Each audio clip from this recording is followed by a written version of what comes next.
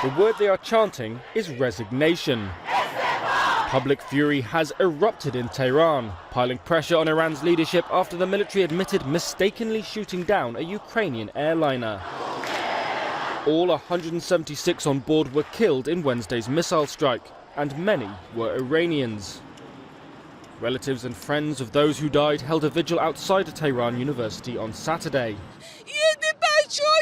Our children were killed in the sky. That's why we're gathered here. Where do we go? By the end of the day, the protests had spread.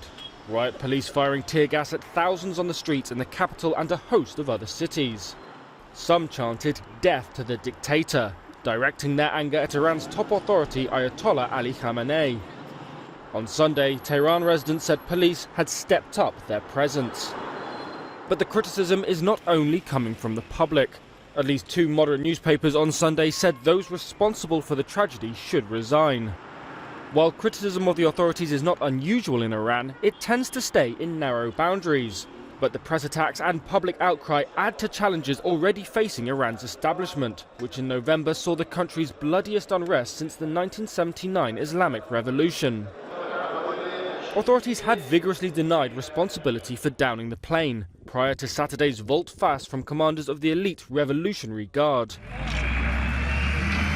Iranian officials have sought to portray the plane disaster as a second blow to a mourning nation. That's after the US drone strike that killed top Iranian commander Qasem Soleimani, prompting an Iranian retaliation and the atmosphere of high alert in which the plane was shot down.